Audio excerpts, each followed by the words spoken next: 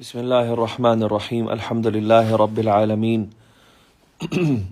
حمدا كثيرا طيبا مباركا فيه كما يحب ربنا ويرضى وأشهد أن لا إله إلا الله وحده لا شريك له وأشهد أن محمدا عبده ورسوله صلى الله عليه وعلى آله وصحبه أجمعين وبعد فإن أصدق الحديث كتاب الله وخير الهدي هدي محمد صلى الله عليه وسلم وشر الأمور محدثاتها وكل محدثة بدعة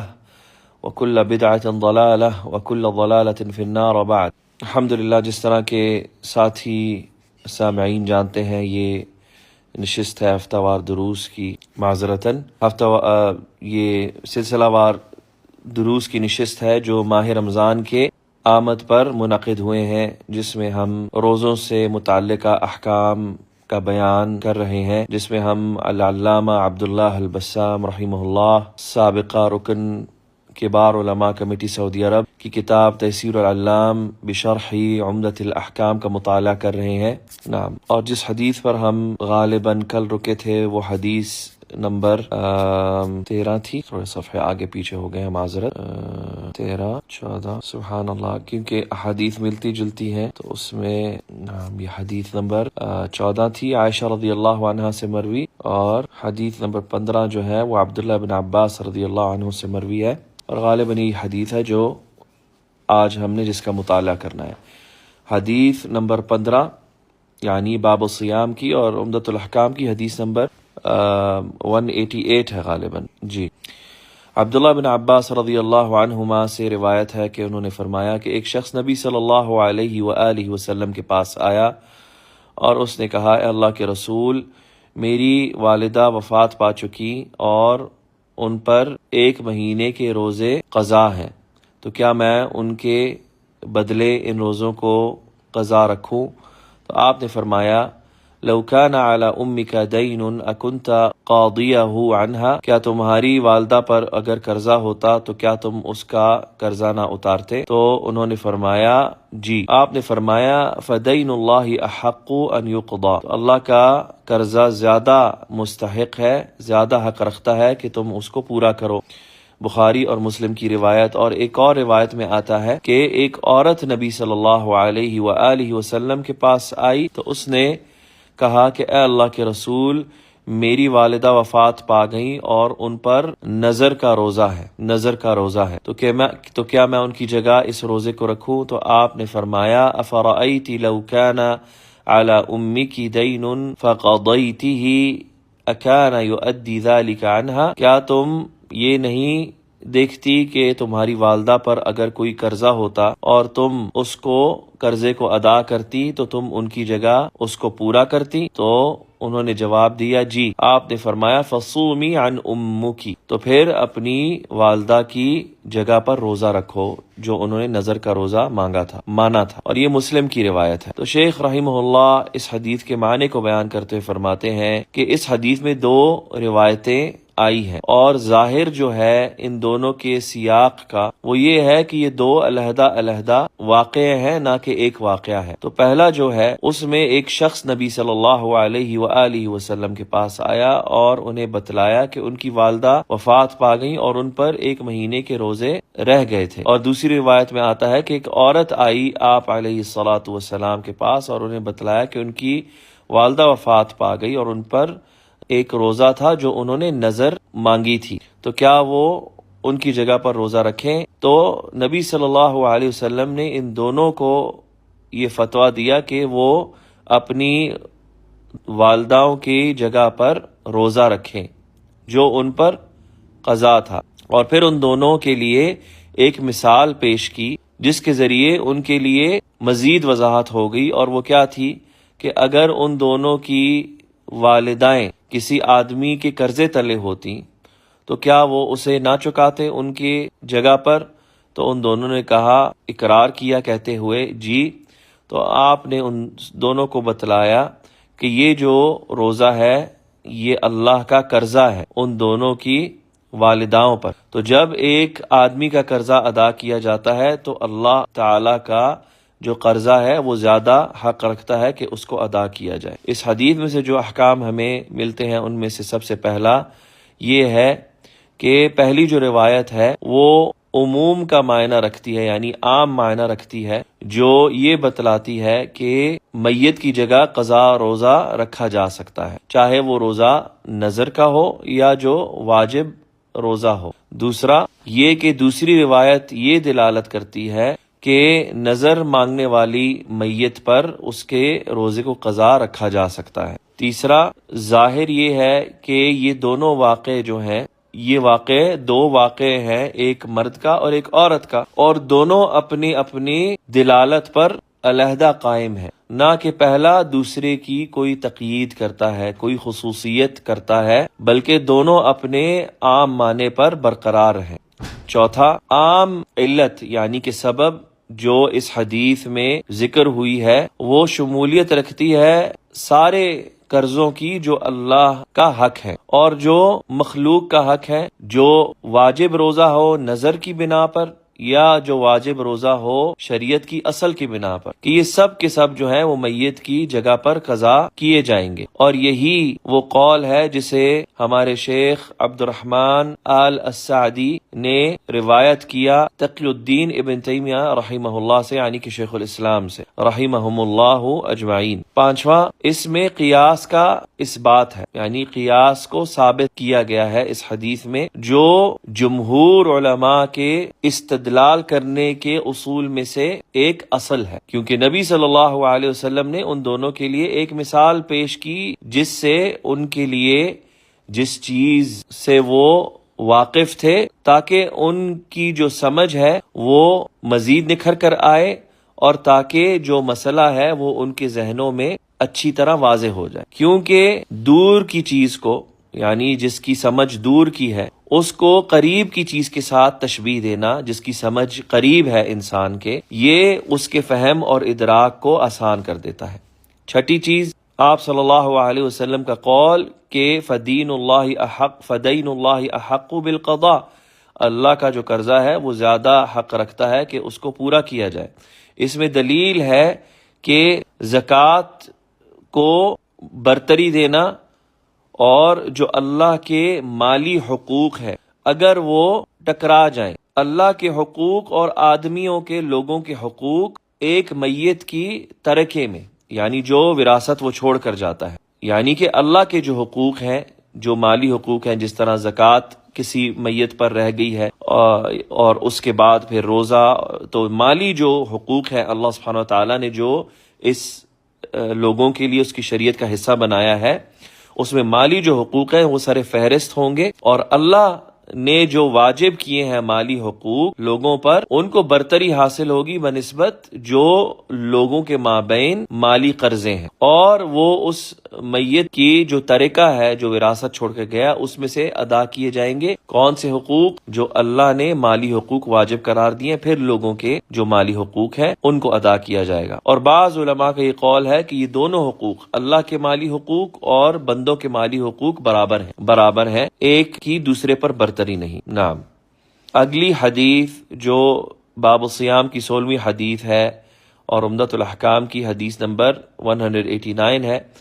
اسے سہل بن سعد الساعدی رضی اللہ عنہ نے روایت کیا کہ رسول اللہ صلی اللہ علیہ وآلہ وسلم نے فرمایا، لا يزال الناس بخیر ما عجلوا الفطر،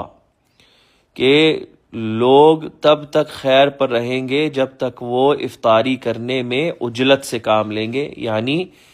جلد بازی کریں گے افطاری کرنے میں۔ اسے بخاری اور مسلم نے روایت کیا، اور ایک اور لفظ میں آتا ہے وَأَخِّرُ السُّحُورَ، اور جب تک وہ سحری کو تاخیر کرتے رہیں گے۔ اسے امام مسلم نے روایت کیا اپنی مسند میں ابو ذر رضی اللہ عنہ سے، اور اس کی سند ضعیف ہے۔ اور جو معنی ہے اس حدیث کا اس کو بیان کرتے ہوئے شیخ رحمہ اللہ فرماتے ہیں کہ جو حکمت والا شریعت ساز ہے، یعنی کہ اللہ سبحانہ وتعالی، وہ ابھارتا ہے اپنے بندوں کو کہ وہ عبادت کو ان کی جو مقررہ اوقات ہے ان کو دوسرے اوقات سے واضح کریں، ان میں امتیاز کریں، تاکہ جو نظام ہے اور فرمانبرداری ہے اللہ سبحانہ وتعالیٰ کے احکام کی، اس کو بجا لایا جا سکے، بھرپور طریقے سے بجا لایا جا سکے، اور ان کی حدود پر رکا جا سکے جو اللہ نے حدود مقرر کی ہیں ان عبادات کی اور ان کے مختلف اوقات کی۔ تو اسی لیے اللہ سبحانہ وتعالیٰ نے غروب شمس کو روزے دار کی افطاری کا وقت مقرر کیا ہے، اور اسے ابھارا ہے کہ وہ افطاری کرنے میں جلد بازی کرے، اور جو افطاری کا پہلا وقت ہے اس میں اس کو اپنائیں، اور یہ بھی بتلایا ہے کہ لوگ تب تک خیر پر رہیں گے جب تک وہ افطاری کو پہلے وقت میں کیا کریں گے، کیونکہ اس ذریعے سے وہ نبی صلی اللہ علیہ وسلم کی سنت کی محافظت کریں گے، یعنی اس کی حفاظت کریں گے، اس پر عمل کریں گے۔ اور جب وہ افطاری میں تاخیر کریں گے تو پھر یہ دلیل ہے کہ خیر کا زوال ان پر آنے والا ہے، کیونکہ انہوں نے اپنے نبی کی سنت کو ترک کر دیا جو ان کو دینی نفع پہنچاتی ہے، اور وہ اس سنت کی پیروی سے ہے، اور وہ اس سنت کی پیروی سے حاصل ہوتی ہے، یعنی کہ وہ اس سنت کی پیروی سے حاصل ہوتا ہے، یعنی کہ یہ جو دینی نفع ہے، اور دنیاوی بھی اس کے ساتھ ساتھ، جس سے جسم کی حفاظت ہے، جسے اس کی قوت عطا ہوتی ہے کھانے اور پینا تناول کرنے سے۔ نعم، اس حدیث سے جو احکامات واضح ہوتے ہیں ان میں سب سے پہلا کہ افطاری کرنے میں جلد بازی سے کام لینا جب سورج غروب ہونا ثابت ہو جائے، یا تو دیکھنے سے، یعنی نظر کے دیکھنے سے سورج کی جو ٹکی ہے وہ غروب ہو جائے افق سے، یا پھر کسی ثقہ کی خبر سے، یعنی کوئی ثقہ شخص جس کی خبر دے اس سے۔ یہ دو طریقے ہیں غروب شمس کی تحقیق کرنے کا کہ وہ غروب ہو گیا۔ دوسرا کہ افطاری میں عجلت سے کام لینا دلیل ہے اس امت کی خیر پر باقی رہنے کا، اور ان کی خیر کا زوال جڑا ہوا ہے اس کو تأخیر کرنے سے۔ تیسرا حکم، وہ خیر جو اس حدیث میں جس کا اشارہ کیا گیا ہے وہ سنت کی اتباع ہے، جو کہ لوگوں کی دلوں میں محبوب ہے، جو کہ بندوں کے دلوں میں محبوب رکھی گئی ہے۔ چوتھا،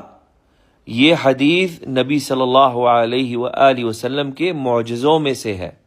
کیونکہ افطاری میں تأخیر کرنا شیعہ لوگوں کے عمل میں سے ہے، جو گمراہ کن فرقوں میں سے ایک گمراہ کن فرقہ ہے، اور ان کے لیے کوئی بھی دوسری مثال نہیں جس کو لے کر وہ پیروی کرتے ہیں اپنی افطاری میں تأخیر کرنے کی، سوائے یہودیوں کے، جو تب افطاری کرتے ہیں اپنے روزوں کی، یعنی کہ یہودی لوگ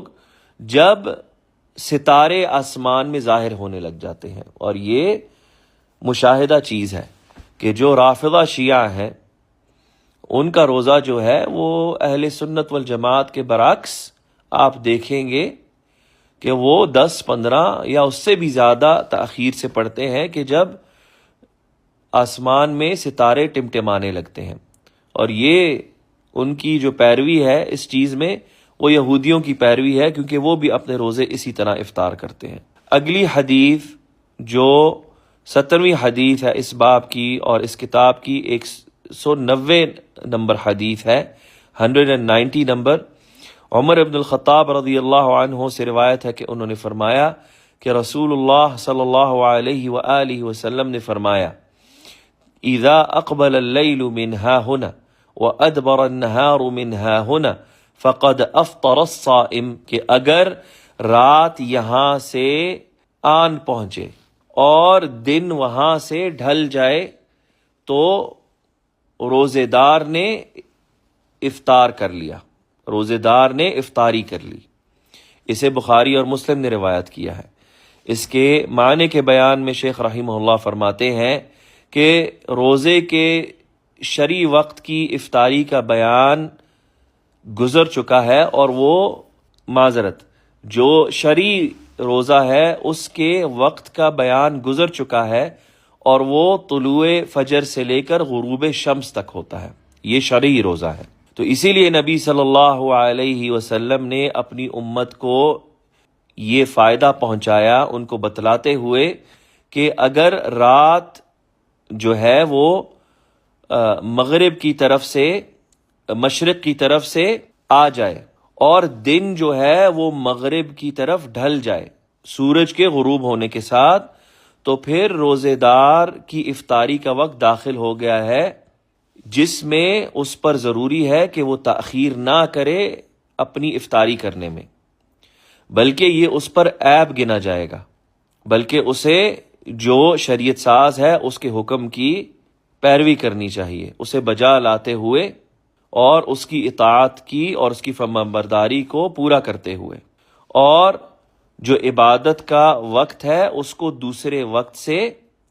علیحدہ کرتے ہوئے، اس میں تمیز کرتے ہوئے، اور اپنی جو بدن اور اپنی جو جان ہے اس کو اس کا حق ادا کرتے ہوئے، زندگی کی جو خوشگواریاں ہیں، جو راحتیں ہیں، جو اللہ نے مباح رکھی ہیں اس پر ان کو اپنی جان کو مہیا کرتے ہوئے۔ اس حدیث سے جو احکامات ہمیں ملتے ہیں، سب سے پہلا یہ ہے کہ افطاری میں جلد بازی سے کام لینا مستحب ہے، کہ جب یہ ثابت ہو جائے کہ سورج غروب ہو گیا۔ جلد بازی کا یہ مطلب نہیں کہ غروب ہونے سے پہلے، یعنی غروب ہونے کے ساتھ افطاری کرنی چاہیے، جیسے ہی سورج کی ٹکیا جو ہے وہ افق سے نیچے ڈھل گئی، فوراً روزہ افطار کرنا چاہیے انسان کو بلا تاخیر۔ یہ مطلب ہے جلد بازی کا۔ یہ مطلب نہیں کہ سورج پوری طرح غروب نہیں ہوا، اس کی ٹکیا کا کچھ حصہ پھر بھی ظاہر ہو افق پر اور انسان روزہ توڑ لے تو اس کا روزہ فاسد ہے۔ جلد بازی کا مطلب ہے غروب ہوتے ہی سورج کے بندے کو روزہ افطار کر لینا چاہیے، یہ مطلب ہے جلد بازی سے اور عجلت سے۔ دوسرا جو حکم ہے کہ یہ ضروری ہے کہ رات جو ہے وہ ایک طرف سے آئے اور اس کے ساتھ ساتھ دن جو ہے وہ دوسری طرف ڈھل جائے افطاری کرنے سے پہلے، یہ ضروری ہے، کیونکہ صرف رات کا ایک مشرق کی طرف سے آنا اور سورج کا باقی رہنا افق پر یا اس کے کچھ حصے کا، تو اس کا یہ مطلب نہیں کہ کیونکہ رات مشرق کی طرف سے آ گئی تو اب روزہ افطار کر لیا جائے، بلکہ دن کو بھی مکمل طور سے ڈھلنا چاہیے۔ یہ دونوں لازم و ملزوم ہے، رات کا مشرق سے آنا اور دن کا مغرب پہ ڈھلنا، یعنی کہ سورج کا مکمل غروب ہونا افق پر، یہ لازم کر دیتا ہے افطاری کو، ورنہ نہیں۔ کیونکہ کچھ لوگ ہوتے ہیں وہ مشرق کی طرف دیکھتے ہیں، کہتے ہیں دیکھو رات تو آ گئی، اندھیرا وہاں سے آ گیا ہے، لیکن اگر اس طرف مشرق کی طرف مغرب کی طرف مڑ کر دیکھیں تو سورج کا کچھ حصہ ابھی بھی واضح ہوگا، دن کی جو روشنی ہے سورج کی وہ پھر بھی واضح ہوگی۔ تیسرا حکم آپ صلی اللہ علیہ وسلم کا قول فقد افطر الصائم، کہ یعنی پھر روزے دار نے روزہ افطار کر لیا، تو یہ دو معنی رکھتا ہے یہ قول۔ پہلا معنی یہ ہے کہ یا تو وہ بطور حکم افطار، اس کا روزہ افطار ہو جاتا ہے، چاہے وہ کھانا کھا کے افطاری کرے یا نہ کرے، اور اس سے یہ دلالت ملتی ہے کہ اس قول سے ابھارا گیا ہے کہ افطاری میں انسان تعجیل کرے، عجلت سے کام لے، کیونکہ بعض دوسری احادیث میں یہ معنی ملتا ہے کہ روزے دار کو افطاری میں جلد بازی سے کام لینے پر ابھارا گیا ہے، اور یہی اس کا شرعی معنی ہے۔ دوسرا جو معنی ہے وہ یہ ہے کہ جب افطاری کا وقت داخل ہو گیا، یعنی اس سے یہ مطلب ہے کہ روزے دار نے افطاری کر لی، یعنی اس کی افطاری کا وقت داخل ہو گیا۔ جس طرح کہا جاتا ہے کہ فلان انجدہ، اس کے لیے کہا جاتا ہے جو نجد میں داخل ہوتا ہے۔ اتہمہ کہا جاتا ہے اس شخص کے لیے جو تہامہ میں داخل ہوتا ہے۔ تو اس سے یہ واضح ہوا کہ اس میں ابھارا گیا ہے افطاری کو جلد از جلد کرنے میں اور یہی اولا ہے۔ اور اسے بخاری کی دوسری روایت بھی اس بات کی تائید کرتی ہے، فقد حل الافطار، تو پھر افطاری جائز ہو جاتی ہے۔ یعنی بخاری کے دوسرا لفظ اس معنی کو واضح کر دیتا ہے۔ تو یعنی دو معنی آپ صلی اللہ علیہ وسلم کے قول کے کہ رات اگر یہاں سے آ جائے اور دن یہاں سے ڈھل جائے تو پھر روزے دار نے افطاری کر لی، یعنی اس کا ایک معنی نکلتا ہے کہ اس نے حکماً افطاری کر لی، یعنی جب وہ ڈھل گیا تو اس کی افطار ہو گئی، چاہے وہ کھائے پیے یا نہ کھائے پیے۔ دوسرا معنی یہ بنتا ہے کہ اب اس کی افطاری کا وقت، اس کی افطاری کے لیے وقت جائز ہے کہ اب وہ فوراً افطاری کرے، اور یہی معنی واضح ہوتا ہے بخاری کے اس دوسری روایت کے لفظ سے۔ چوتھا اور جو آخری حکم ہے اس حدیث میں سے جو ہمیں ملتا ہے کہ ان دونوں معنوں سے جو ہے وہ روزے کو وصال کرنے کا حکم جو ہے وہ ضروری آتا ہے، کیونکہ اگر ہم یہ کہیں اس کا یہ معنی ہے فقد افطر الصائم کہ روزے دار نے افطاری کر لی، کہ اس سے مراد افطاری کا حکم ہے، تو پھر وصال باطل قرار ہو جائے گا۔ یعنی وصال کیا ہے کہ افطاری کے وقت، غروب شمس کے وقت روزہ نہ توڑنا، بلکہ اس کھانے پینوں کو روک کے رکھنا اگلی سحری تک، آنے والی سحری تک، جس کا بیان آگے آئے گا کہ یہ جائز فعل ہے نبی صلی اللہ علیہ وسلم سے، اور انہوں نے اس امت کو اس چیز کی اجازت دی۔ تو اگر پہلا معنی مان لیا جائے کہ اگر جب سورج ڈھل جائے تو روزے دار کی افطاری ہو جاتی ہے حکماً بغیر اس کے کھائے پیے، تو پھر اس کا مطلب ہے وصال جو ہے وہ باطل ہے، کوئی وصال کر ہی نہیں سکتا روزے کا، کیونکہ یہ ممکن نہ ہوگا پھر۔ اور اگر ہم یہ کہیں اس کا مطلب یہ ہے کہ روزے دار کے لیے اس کی افطاری کا وقت داخل ہو گیا ہے تو اسے افطار کر لینی چاہیے،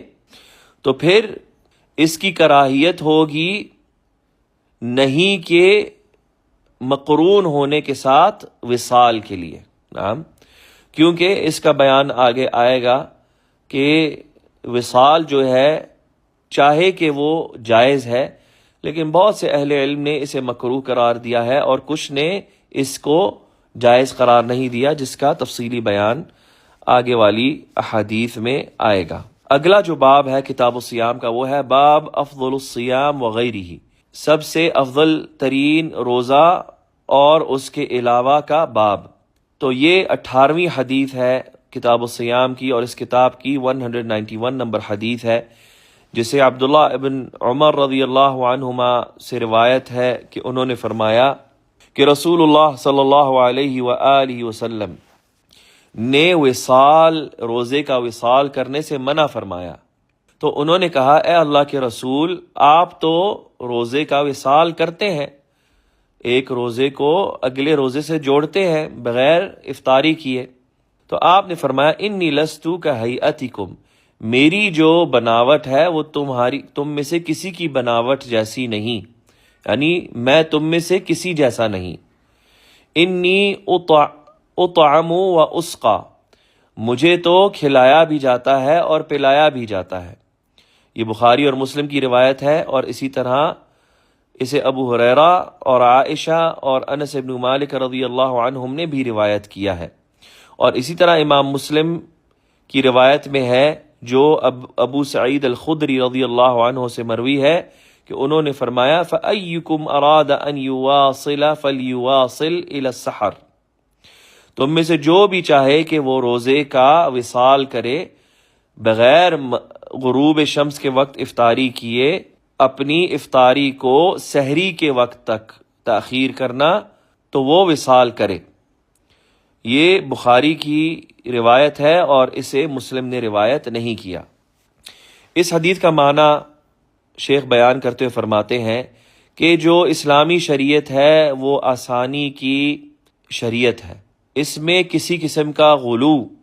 اور کسی قسم کی مشقت نہیں، اور اس کا جو حکمت والا شریعت ساز ہے وہ غلو اور چیزوں میں جان بوجھ کے گہرائی میں جانے کو ناپسند کرتا ہے، کیونکہ اس میں جان پر کو عذاب ملتا ہے اور اس پر تنگی لاحق آتی ہے، اور اللہ سبحانہ و تعالیٰ کسی بھی جان پر اتنا وہ بوجھ نہیں ڈالتا جو وہ نہ اٹھا سکے، اور اس لیے بھی کیونکہ آسانی اور سہولت جو ہے وہ ایک بندے کے عمل کو برقرار رکھنے میں، اس کے عمل کو سلامت رکھنے میں اس کی مددگار بنتی ہے بنسبت مشقت کے اور تنگی کے جو اس کو کوتاہی میں مبتلا کر دیتی ہے۔ اور اس حدیث میں اس عدل و انصاف کی بھی دلالت ہے جو اللہ سبحانہ و تعالیٰ نے اس زمین پر مقرر کی ہے، اور اللہ سبحانہ و تعالیٰ نے اپنے بندوں کو وہ عطا فرمایا ہے، اور اللہ سبحانہ و تعالیٰ کا وہ عطا کرنا ہے اپنے بندوں کو جس کا اس نے ان سے مطالبہ کیا ہے، اور اسی طرح جان کو اس کی ضرورت اور اس کی حاجات کا عطا کرنا جس کے ذریعے اس کو قوت حاصل ہوتی ہے۔ اسی لیے نبی صلی اللہ علیہ وسلم نے وصال کرنے سے، روزے کا وصال کرنے سے منع فرمایا۔ اور وصال کیا ہے کہ وہ دن کے آخر میں افطاری نہ کرنا اپنی مرضی سے روزے کی رات کو، یعنی مغرب کے وقت افطاری نہ کرنا، اور اسی طرح روزے کو برقرار رکھنا جو روزے کی رات آتی ہے۔ تو نبی صلی اللہ علیہ وسلم جب آپ کو اللہ سبحانہ و تعالیٰ نے وہ چیز عطا کی تھی جو آپ کے علاوہ کسی اور کو عطا نہیں کی، تو آپ روزے کا وصال کیا کرتے تھے۔ تو صحابہ نے آپ سے کہا آپ تو وصال کرتے ہیں اور ہمارے لیے آپ میں بہترین مثال ہے، اور یہ اس سے پہلے تھا کہ آپ نے ان کو اپنی جو امتیازی صفت ہے اپنی امت پر اس کے بارے میں بتلایا۔ تو فرمایا میں تم جیسا نہیں ہوں، کیونکہ میں رات گزارتا ہوں اور مجھے میرا رب کھلاتا ہے اور پلاتا ہے، اور تمہیں یہ چیز نہیں ملتی کہ تم وہ تقویت حاصل کرو وصال کرنے کے لیے روزے کا۔ لیکن جب تک تم رغبت رکھتے ہو وصال کرنے کی، تو تم میں سے جو بھی قوت پائے اپنی جسم میں وصال کرنے کی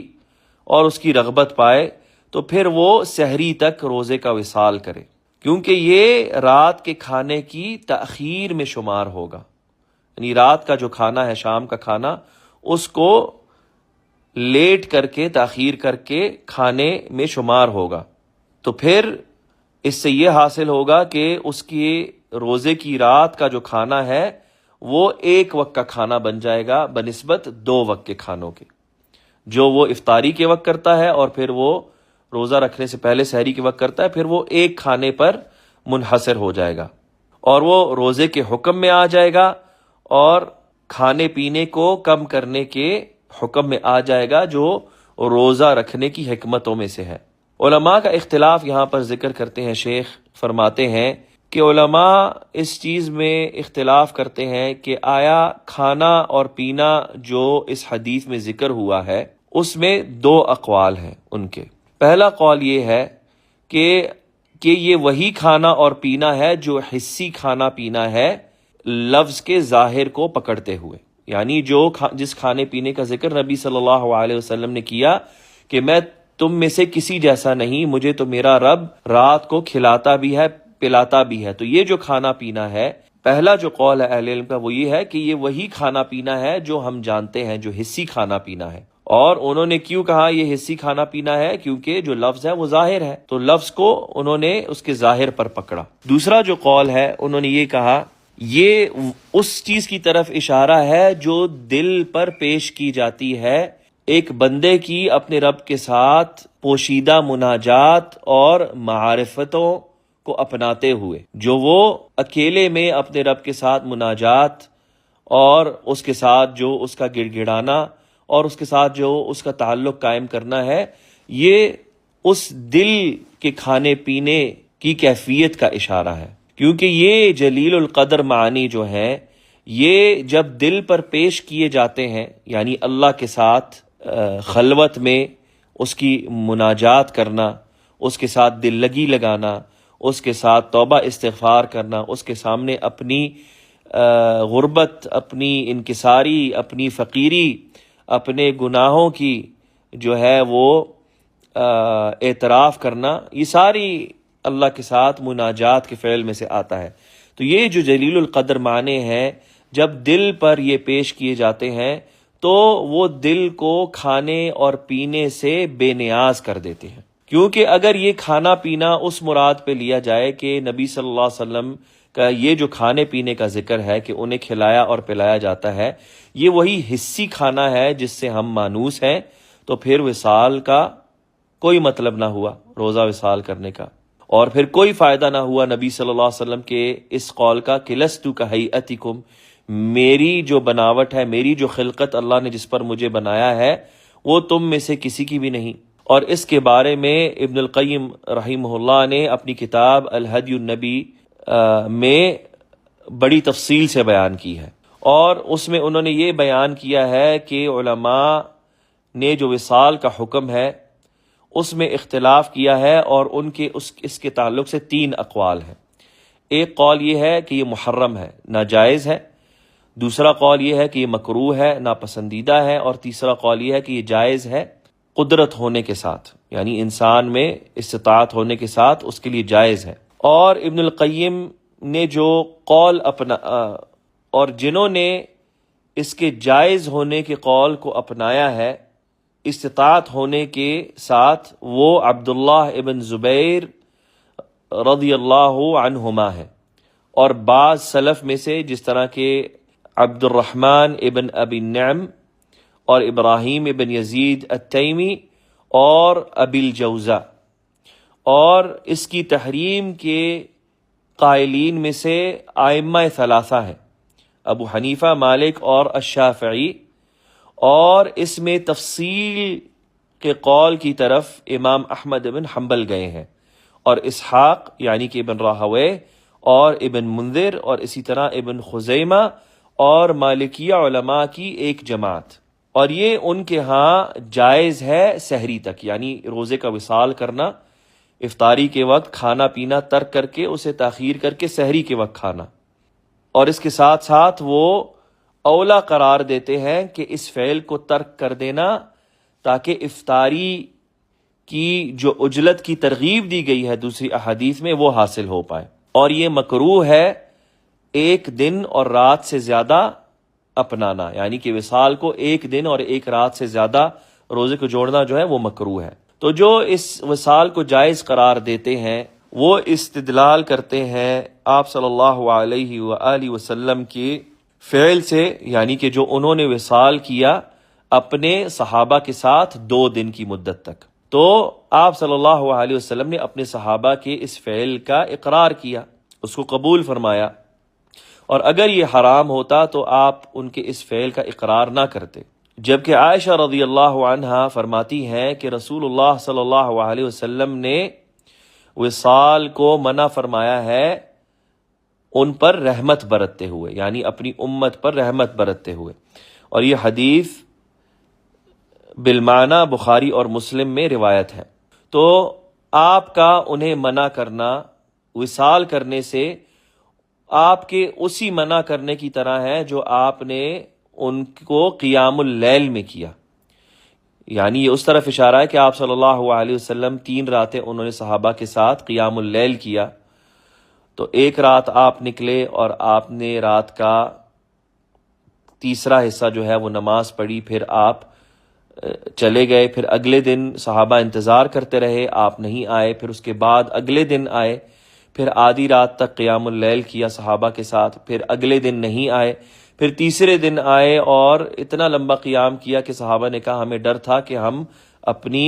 ہم سے ہماری سحری چھوٹ جائے گی. تو یہ نبی صلی اللہ علیہ وسلم کا ان کو وصال سے منع کرنا اسی قیام اللیل کی مزید ادائیگی سے منع کرنا ہے، کیونکہ اس میں آپ صلی اللہ علیہ وسلم کو یہ خوف طاری ہوا کہ یہ ان پر فرض نہ قرار دے دی جائے. اور آپ صلی اللہ علیہ وسلم نے کسی کا بھی انکار نہ کیا جس کے بارے میں آپ کو پتہ چلا کہ وہ وصال کرتا ہے اور جس پر یہ کرنا مشقت نہیں. تو اگر وصال کرنے والا جو ہے وہ اہل کتاب کی تشبیہ نہیں کرنا چاہتا اپنے اس فعل سے، اور نہ ہی وہ نبی صلی اللہ علیہ وسلم کی سنت کو ترک کرنا چاہتا ہے جو کہ افطاری میں جلد بازی ہے، تو پھر یہ اسے وصال سے منع نہیں کرتی. یعنی یہ جو محظورات ہیں نہیں ہونے چاہیے. نہ تو یہ ہونا چاہیے کہ ایک انسان اہل کتاب کی دیکھا دیکھی جو ہے وہ چاہے کہ میں بھی ان کی طرح، یہ روز افطاری میں تاخیر کرتے ہیں، یہ اس طرح کی مشقت دکھاتے ہیں، تو میں مسلمان ہو کے کیوں نہ دکھاؤں. یہ جائز نہیں ہے. اور نہ ہی یہ محظور ہونا چاہیے کہ وہ نبی صلی اللہ علیہ وسلم کی جو سنت ہے جس پہ انہوں نے ابھارا کہ افطاری کرنے میں جلد بازی کرنی چاہیے روزے دار کو، وہ اس سے رغبت نہ اپنائے تو پھر، اور اس کی جان پر مشقت نہ ہو، کوئی ہلاکت نہ آئے اس کی جان پر، تو پھر یہ ایسے شخص کے لیے جائز ہوگا. اور جو وصال کی تحریم کے قائل ہیں تو وہ نبی صلی اللہ علیہ وسلم سے جو ممانعت روایت ہوئی ہے وہ اس کو استدلال لیتے ہیں، اور وہ یہ کہتے ہیں کہ جو منع کرنا ہے آپ صلی اللہ علیہ وسلم کا وہ تقاضا کرتا ہے حرمت کا، یعنی تحریم کا. اور جہاں تک تعلق ہے اس کا وصال کرنا، جہاں تک تعلق ہے صحابہ نے جو وصال کیا روزے کا، اور آپ صلی اللہ علیہ وسلم نے اس پہ جو خاموشی اختیار کی، تو وہ ان کی تقریر نہ تھی. یعنی اس قول کے جو علماء ہیں وہ یہ جواب دیتے ہیں، بلکہ اس سے مراد تھی کہ ان کی ڈانٹ ڈپک مراد تھی کہ اگر تم نہیں سنو گے میری بات کہ میں وصال کر رہا ہوں، تم میرے ساتھ روزہ وصال نہ کرو. لیکن کچھ نے ان کے ساتھ اس کے باوجود وصال کیا روزہ، تو نبی صلی اللہ علیہ وسلم نے ان کو ڈانٹ ڈپک کے تحت کہا کہ پھر رکھو میرے ساتھ روزہ اور چکھو اس کی مشقت. یعنی اس سے مراد یہ تھی، نہ کہ وہ خاموشی آپ صلی اللہ علیہ وسلم کی یہ مراد تھی کہ جو تم نے کیا میں اس کا اقرار کرتا ہوں، بلکہ وہ ناراضگی کا اظہار تھا. جس طرح کہ حدیث کے بعد الفاظ میں یہ اشارہ ملتا ہے کہ جب آپ نے انہیں منع کیا اور وہ اپنے اس فعل سے نہ رکے بلکہ وہ اس کی طلب میں گامزن رہے، تو پھر آپ صلی اللہ علیہ وسلم نے ان کے ساتھ وصال کیا، اپنی اس ممانعت کی تاکید کرتے ہوئے اور ان سے ناراضگی کا اور ڈانٹ کا اظہار کرتے ہوئے، اور اس حکمت کا بیان کرتے ہوئے جو انہوں نے اس ممانعت میں رکھا ہے ان کے لیے، جس سے وہ مفسدہ ظاہر ہوا، جس سے وہ فساد ظاہر ہوا، جس کی وجہ سے وہ انہیں منع کر رہے تھے، تاکہ ان سے اس فعل کا ترک کرنا حاصل ہو جو وہ ان سے طلب کر رہے تھے. اور جہاں تک عائشہ رضی اللہ عنہ کا قول ہے کہ آپ صلی اللہ علیہ وسلم نے وصال سے منع فرمایا ان پر رحمت برتتے ہوئے، یعنی کہ اپنی امت پر، تو یہ منع نہیں کرتا کہ یہ تحریم کی نہیں نہ ہو، بلکہ یہ اس کی تاکید ہے، کیونکہ آپ صلی اللہ علیہ وسلم کی رحمت میں سے ہے ان کے لیے کہ انہوں نے یہ وصال کا فعل ان پر حرام قرار دیا. اور جتنے بھی حکم اور ممانعتیں ہیں شرعی اعتبار سے، وہ سب کی سب ان کا دار و مدار اور ان کی بنا رحمت اور شفقت پر ہے.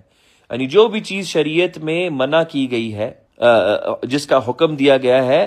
تو اس کو شفقت اور رحمت کے بنا پر اسے مشروع کیا گیا ہے. تو اسی طرح جس چیز کو شریعت میں منع کیا گیا ہے اس کو رحمت اور شفقت کی بنا پر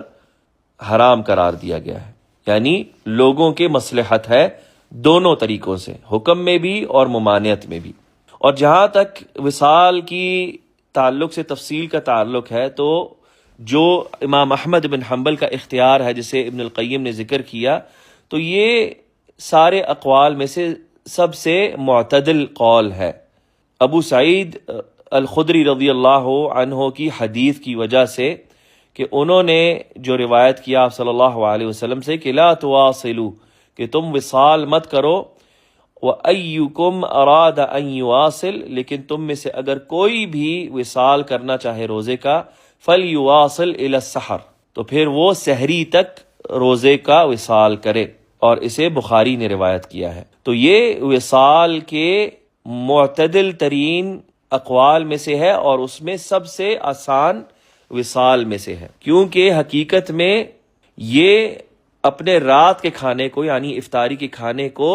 سحری کے کھانے تک تأخیر کرنے میں شمار ہوتا ہے. اور جو روزے دار ہے اس کے لیے جائز ہے کہ وہ روزے کی رات اور دن میں ایک وقت کا کھانا کھائے، لیکن جو احسن، بہتر اور اولا ہے